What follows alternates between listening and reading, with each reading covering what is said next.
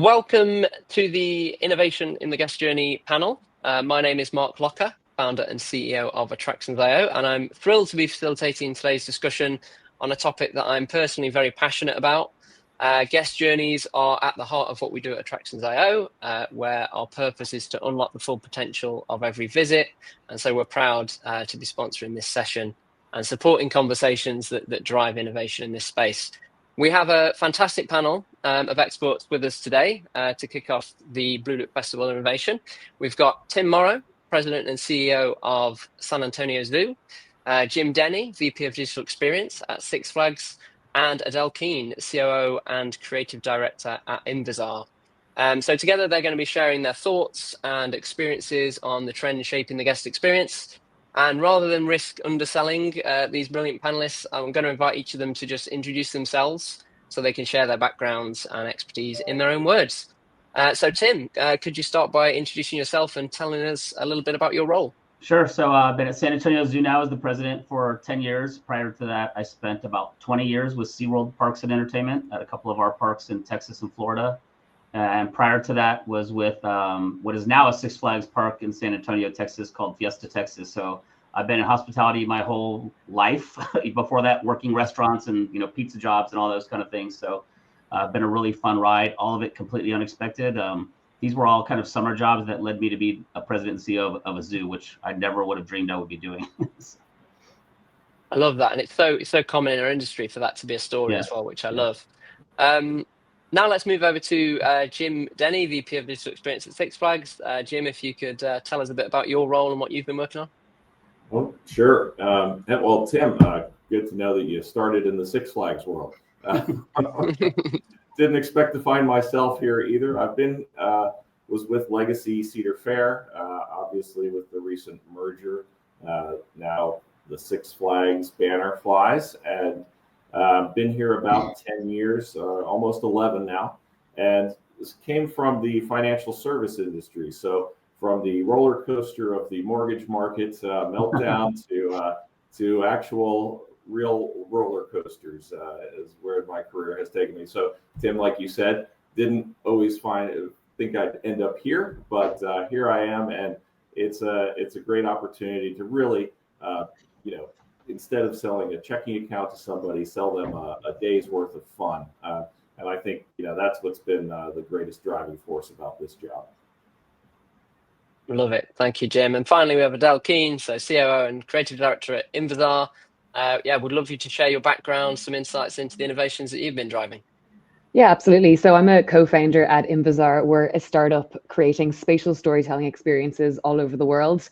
So in the last 3 years, we've created over 100 location-based augmented reality experiences in 8 different countries. We're working with attractions, museums, and art, culture, history, heritage. What we do is we use the world as our canvas to bring stories to life. My background is very much in creative production and storytelling, and my interest has always been in the intersection of creativity and technology and how we can use that to tell meaningful stories for people all over the world. Love it. Fantastic. Thank you, Adele. So as a quick note, I've also been asked by blooloop to share some of my own experiences from Attractions.io, so I'll try and drop some of those in as we go through where they are relevant.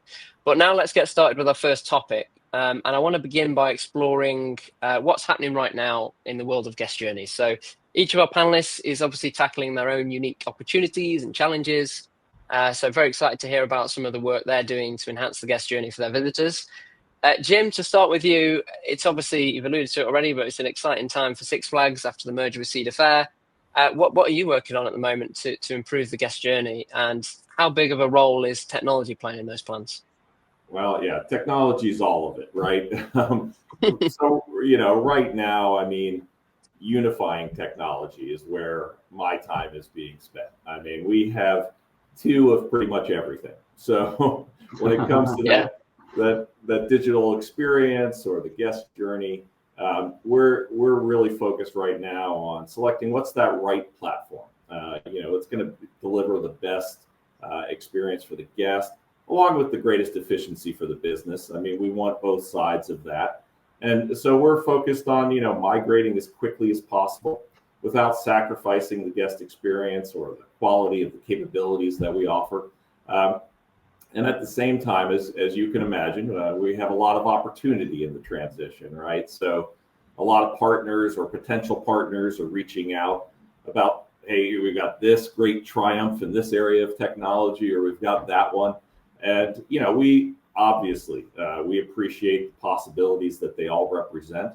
But at the same time, we're not in a place to really take technology for technology's sake right now. We have to deliver a great guest experience and begin with some of the basic blocking and tackling, that we got to make sure that that's really flawless. And so maybe I'm going to sound like the guy who doesn't belong on a panel about innovation today, but we really need to prioritize the entire guest experience over the next cool technology at this point. Does your pass from the legacy Cedar Fair Park seamlessly get you into the legacy Six Flags Park and vice versa? Can you see all of your tickets and your entitlements when you log into the new and improved, combined Six Flags mobile app coming soon?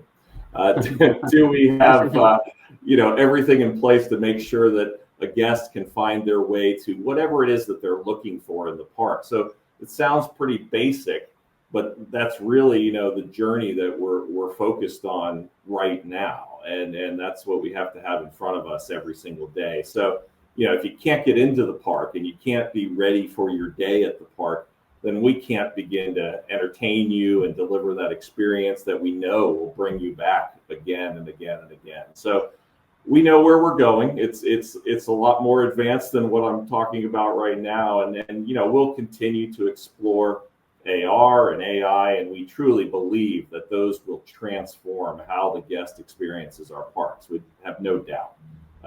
But first and foremost, we have to ensure that we're removing all those potential friction points in planning your day and getting you straight to the fun when you get here. So, we're doing everything we can to make sure that the journey that we're talking about really starts off on the right foot.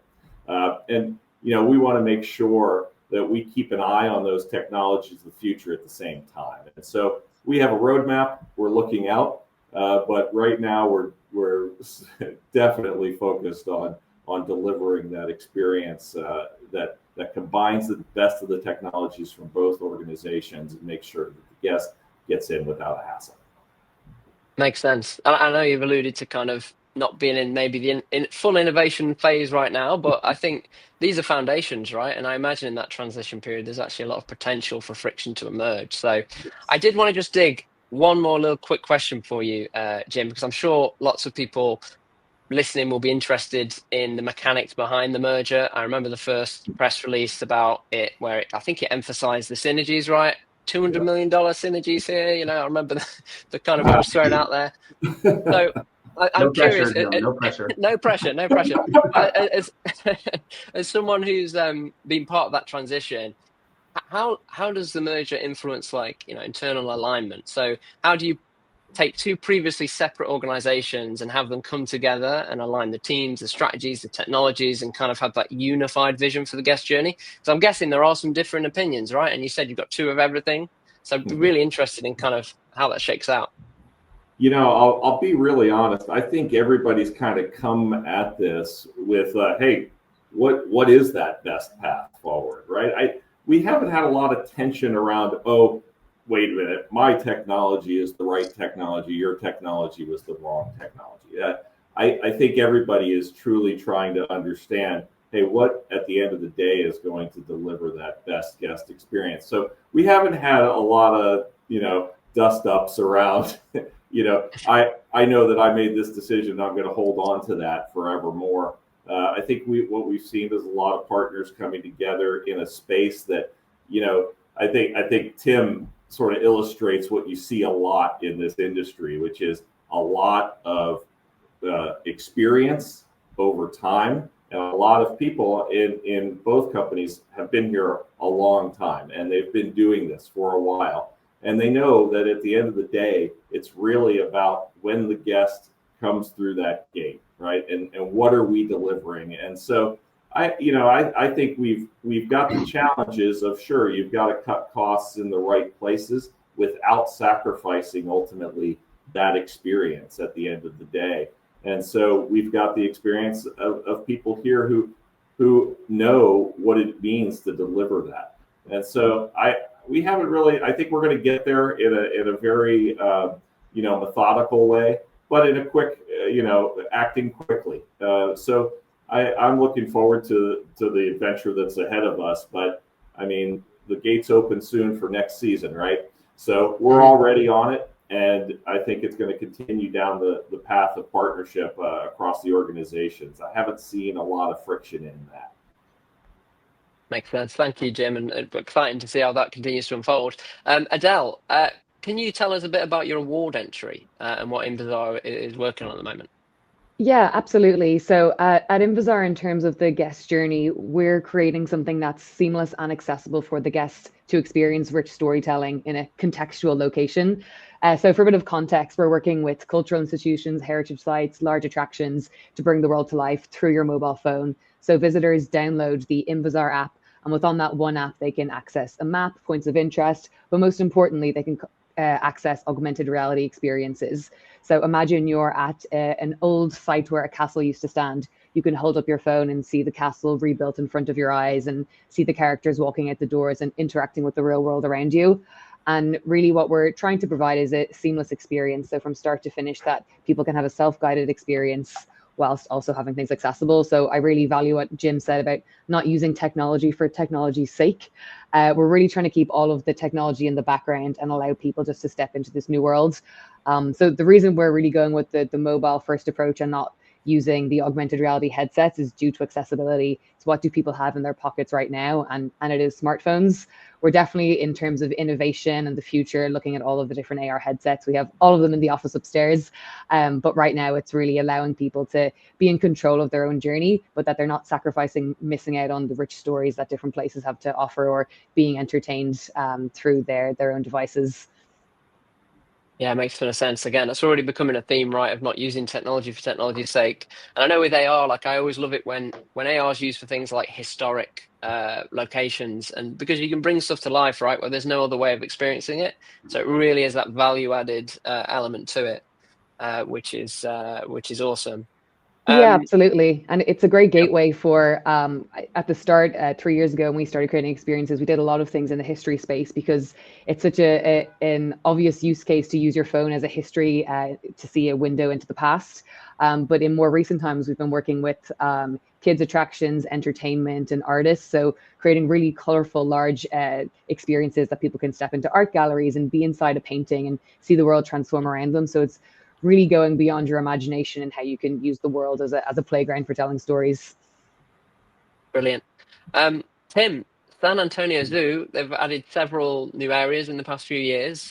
Interested in what you're working on at the moment to improve the guest journey? Yeah, listening to Adele and Jim speaking, it reminds me that zoos are really kind of a confluence of entertainment, like a theme park, with a cultural institution, with a historical aspect. Our zoo is 110 years old.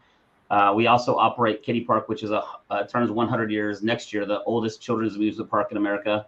And then we have a school, and then we have, a licensed Starbucks, and we operate these trains. So we have a very diverse portfolio of what we're operating other than just a zoo. But I hate to talk about 2020 and COVID, but I think that really fast forwarded all of us into technology. Luckily for our zoo, we were working on a master plan right before COVID and through that process, and it really had us pivot to what direction we wanted to go coming out of COVID and what people were willing to accept as far as using their phones for everything we do. So we reimagined our entrance that we had already designed and eliminated ticket booths and kiosks 100%. And I'm sure we're probably the first zoo to do that. And it terrified the operations staff, but we did it. And it's been seamless for us. It's a much better experience bringing people in through our gates and getting them online and engaged with the zoo. So that's been a big part of the change we've made going forward. We're right now about to go cashless, and we've quickly realized, wow, we're really behind on that. We're talking to Six Flags here in San Antonio and SeaWorld and the San Antonio Spurs Arena. So going cashless is something that will happen at San Antonio Zoo this year, and moving into RFID wristbands and portfolios for our members and our one-day guests, where they can have all their spending and their access to the zoo connected to their phone via their wristbands. So zoos are interesting because you really want people to be engaged with the natural world that they're seeing and the animals at the experience.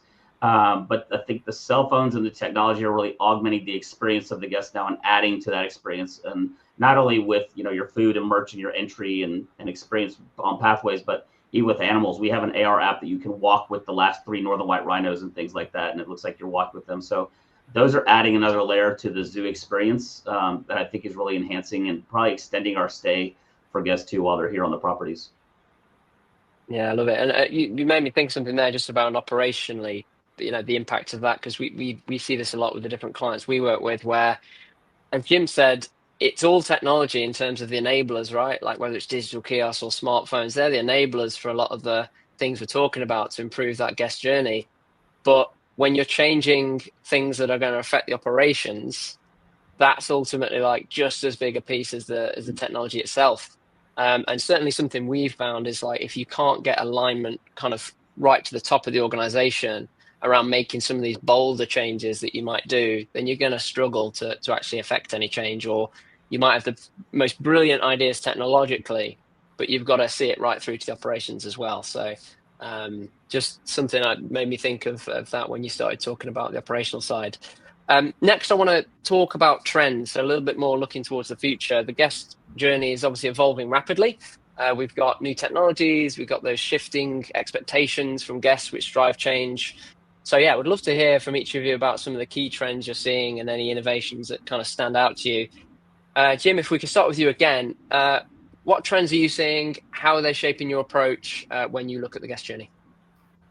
Yeah, when I think about the trends, that personal to me, it's personalization. That's where we have been focused, and I think that's the trend that we're kind of seizing on. At Legacy Cedar Fair, we began the rollout of our new mobile app in November of last year, and when we, now we're doing it all over again with the Six Flags merger, so deja vu. You got practice. Yeah. Now we know how to do it. But when we began, building that next generation of a mobile app, we started with the guest profile as really the center of it all. Who are they? What entitlements do they have? How do we get the insights into what they like most about the park? How can we stay relevant to the individual user?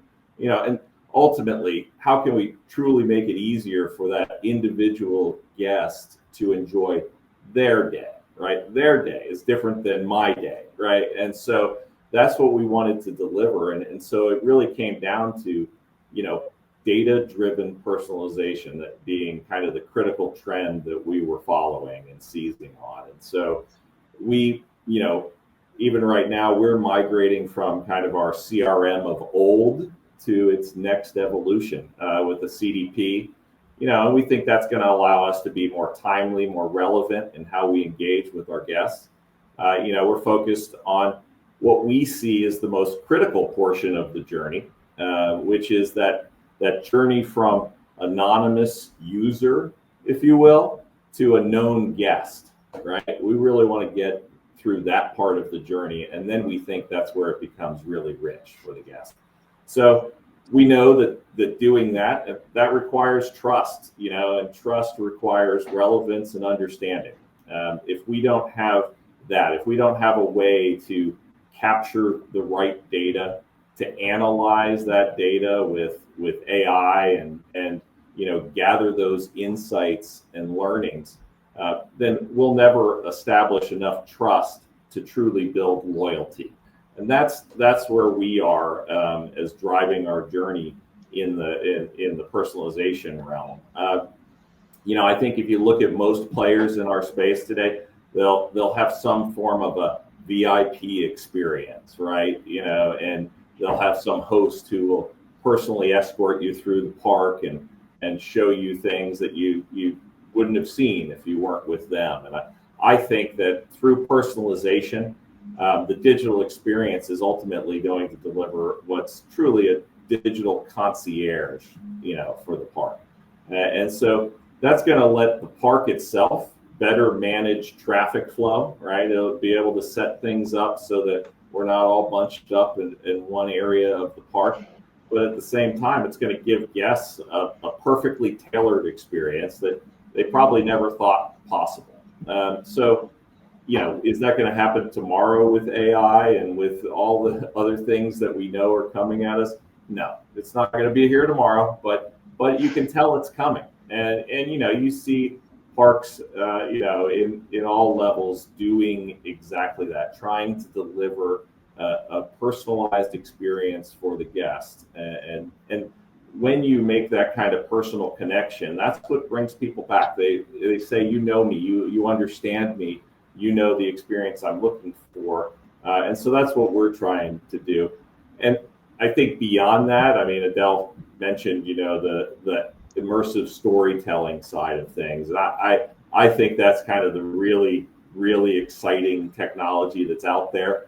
I think that's going to truly transform how people experience theme parks, amusement parks, zoos, whatever out there, because it's going to bring another layer to the experience, right? There's a different level that you can come. And so today's visit could be different from tomorrow's visit. And, that I think ultimately, let's be truly honest, there's new audiences that you can attract then, and that brings new revenue streams. And so I think all of that together is kind of those are the trends that we're looking at and we continue to consider all the time. I think that's a fantastic segue over to you, Adele, in terms of, immersive storytelling being exciting and transformative. What are you seeing in terms of the trends and innovations that you think are particularly exciting? Yeah, absolutely. We get a lot of requests for personalization, and which that really ties into at the start is making things accessible. So how can we make our experiences accessible for all audiences, whether that's kids, adults? A big request we get is to make things sensory friendly so that we can cater to neurodiverse audiences. So how can any guest who comes into the theme park, the zoo, whatever it may be able to create their own journey that suits their needs and feels unique to what they want to experience, from having things in their preferred language, font size is okay, but then ultimately the visuals that we create, that people can choose what they want to do and have that unique experience. Another big trend that we're seeing, and I'm sure we can dive into it more, is how can we incorporate AI into our experiences? So a lot of clients are curious about that, and it's quite interesting because AI is quite new to us in a lot of ways, and we're often using it in the wrong context. So I'm seeing a lot of trend for AI-driven immersive experiences. For example, talking to 3D avatars and learning about history or the future, whatever it may be for them.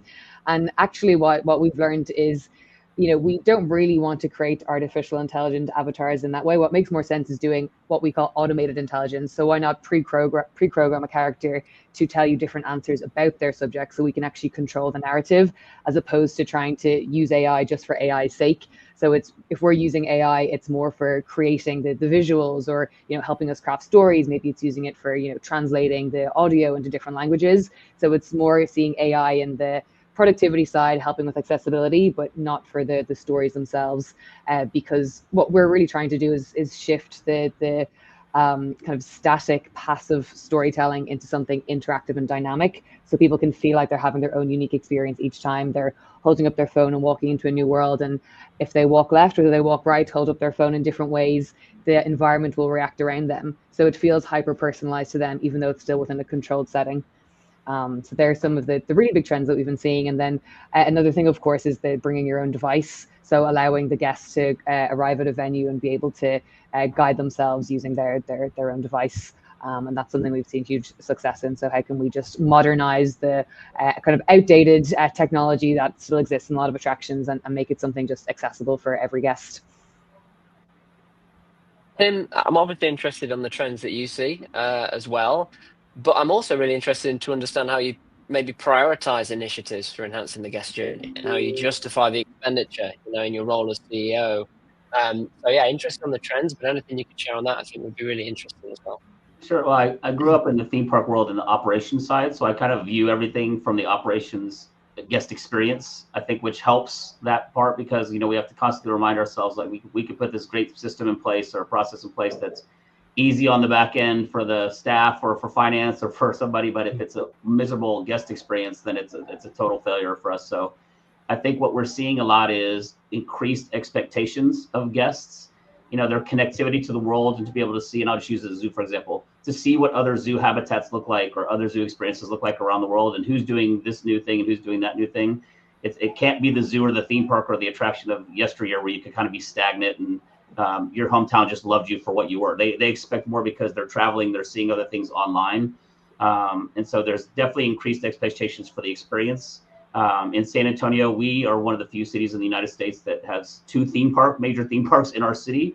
And so we're almost forced to be an elevated experience at all times and be constantly growing with capital and expansions because the two theme parks are doing that constantly as well, which is good for us and keeps our zoo fresh. When you mentioned we've added a lot. We've probably invested $120 million into the zoo in the last 10 years. We have 50 coming in the next 12 months. So we have to be dynamic, and guests expect a different visit every time they come. You talk about the zoo of yesteryear, you would say, well, the zoo's 9 to 5 every day, and I saw those animals already. Why am I going to go back again? So for us, we've layered 90% of our days have events layered on top of it. So there's something special going on during your visit. We've added, holiday lights and seasonal events and dinosaurs in the summer and those things because guests expect more than just a regular visit. They do want us to exceed their expectations. As far as technology, we're trying to, the focus for us is really make it easy for the guest, make it easy, make it easy, make it easy.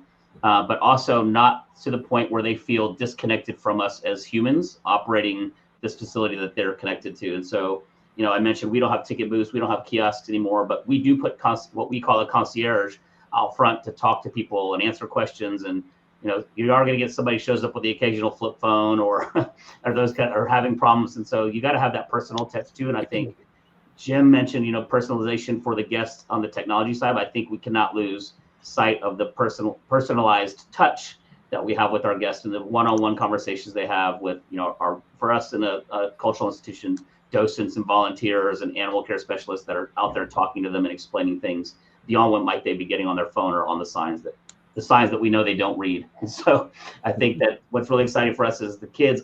Kids now, my kids during COVID were 5 and 6 years old, already running through a computer like faster than I can, opening files and sending stuff to their teachers back and forth. Where, I didn't figure that stuff out till I was in my probably 20s or 30s. But so the kids now can really operate that stuff and are doing it for their parents and grandparents. And so that generation is going to really be attached to phones and what's happening to that point. So we're really looking at how we add that experience to our natural environment of a zoo or a park or a cultural institution.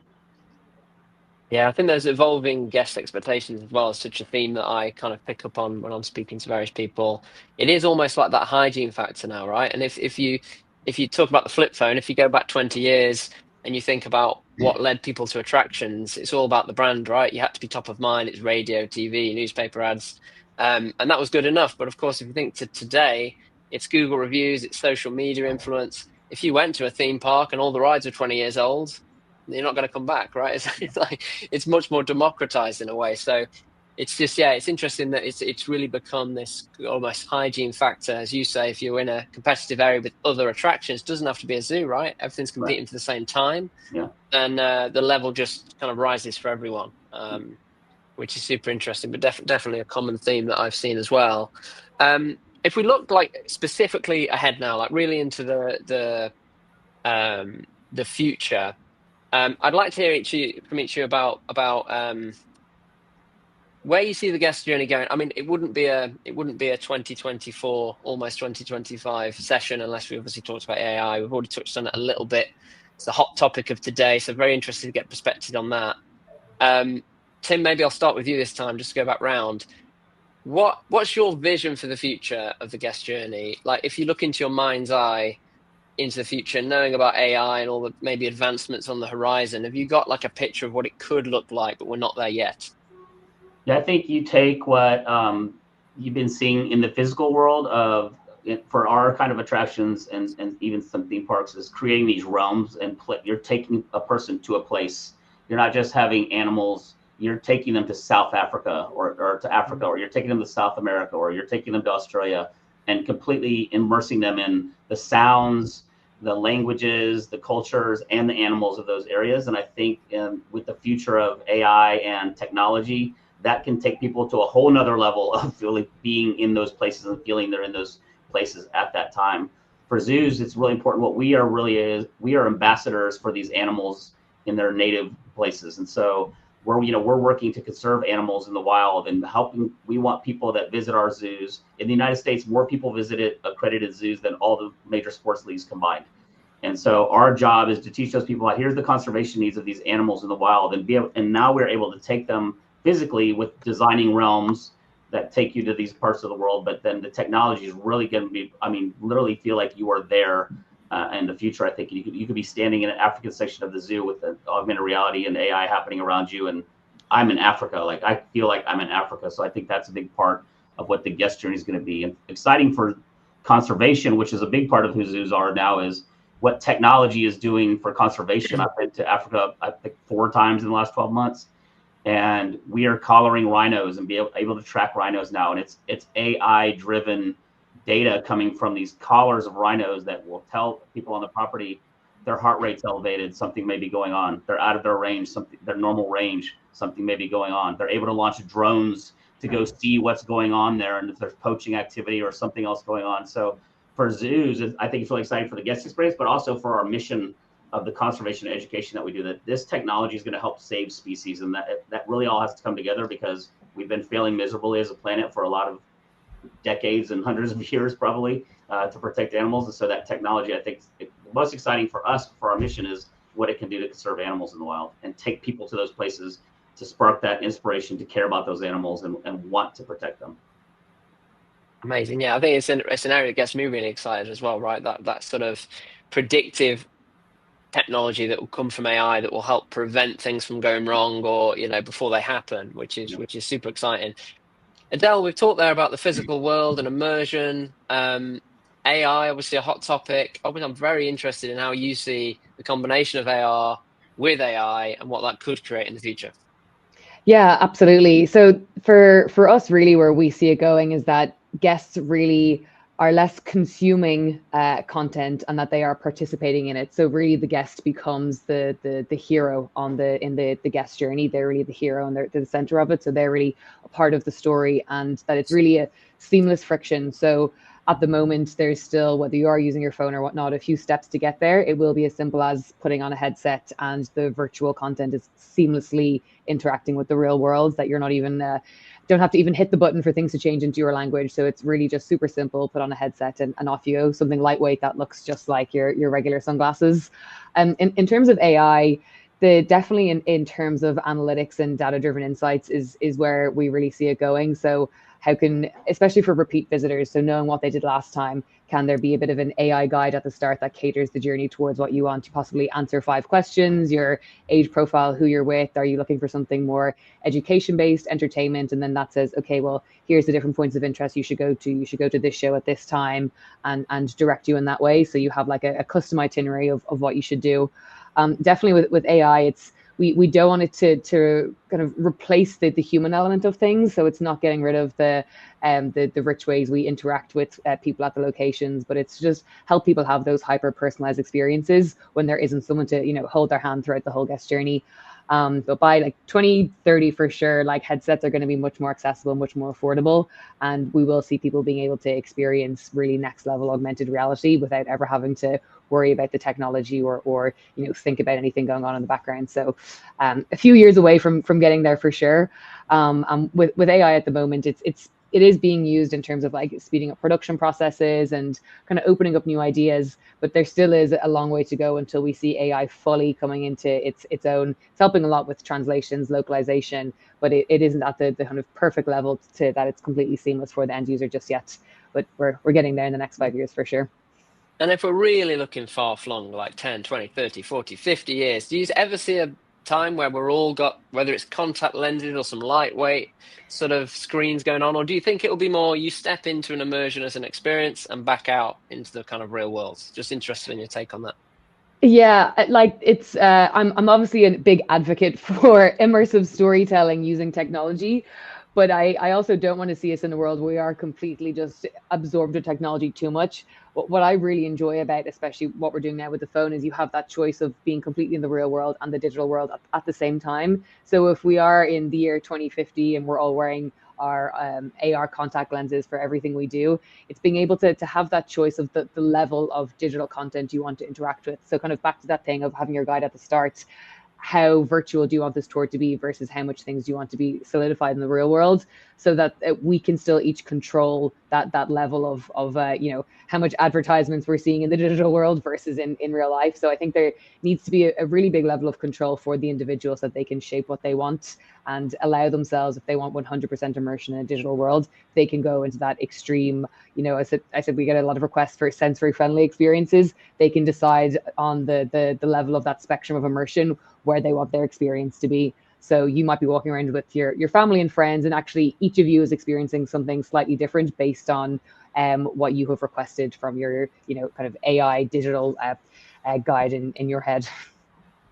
Sure. I guess it's, wanting to enhance the experience, not necessarily overpower it or overdo Yeah, it. So, absolutely. Yeah. So it's really using technology to enhance the world around us and put a center in the story. And that's a real thing that we're believing in. It's making the guest the hero of their own journey. Jim, how about you? How do you see technology and AI shaping the future of the guest journey? Yeah, no, I mean, I think exactly what Adele just said. I could just say ditto. I think that would be great. But I mean, I guess I sort of jumped. Earlier I talked about the digital concierge kind of concept, and I don't think that any of that is truly possible without AI. Right? You don't have the staffing, you don't have the hours in the day to analyze, every single incoming stream of data to seamlessly extract, the insights and then immediately act on it to get something out across multiple touch points. You've got to have AI in that mix somewhere to be doing it right, to finding the opportunities and to exploit them. So in my mind, AI is just going to make it possible for us to know our guests at scale, to differentiate, sort of like Adele was just talking through, at scale. And then ultimately, because I'm the personalization guy, do that at scale. And, we're going to find ourselves, I think, in a place where what AI and all of that allows us to do is to actually extend the guest journey in a way. And what I mean by that is I think in a lot of ways, families can kind of age out of our parks a little earlier than they probably should, mostly because we aren't as effective at tailoring our message or our experience to their evolving definition of fun, right? Or entertainment. What does that mean to a family? Well, it means something different when the kids are one age versus another age. And how do you all enjoy that in a way that's evolving with you as a family? And I think AI is going to help us do exactly that by, we'll leverage the tools and we'll gain more insights. So more engagement, longer relationships with the guests, I think are what we're steering toward. And I think at the end of the day, that only contributes to, obviously, for the business, you get a greater customer lifetime value. But for the guest, I mean, it's a much better experience. I mean, what Adele's describing, what Tim described, that's a better experience than we've got today, right? I mean, it just is. And that's ultimately what I think everybody is trying to chase down. And at the end of it, I think the journey itself becomes much more personal to you. And so I think that's how it affects it. Yeah. I think one thing at Attractions.io, just to add something into the mix, is that we're very clear internally that AI is a means to an end, right? It goes back to the point about not technology for technology's sake, but we very much don't think, what can we build with AI? We think, what are the biggest problems that guests and operators face, and how, could AI help solve them in better ways than was possible before. We've just launched our AI assistant this past month, and the way we saw that was it was a different type of user interface. So again, it's not a chatbot for a chatbot, sake. There's lots of chatbots popping up. It wasn't like, oh, we just want to get a chatbot. It was, this is a new type of human-computer interaction. It's a conversational user interface, right? And we were trying to look at the use cases of where does that actually add value to a guest. Because, for example, if you want to get, say you're at one of the Six Flags parks, Jim, and you want to get queue times, right? You can just go on the map and see the queue time, or the queue times tab, or wherever it is. It's right there in the UI you have today.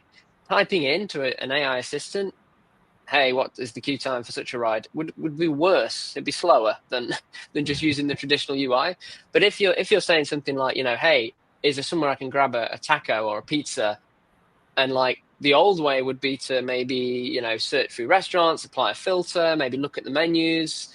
Who does Italian? Do they do pizza? Like, it's a multi-step process to kind of get that answer. So we see it as like, for some use cases, this assistant can just be the best, companion,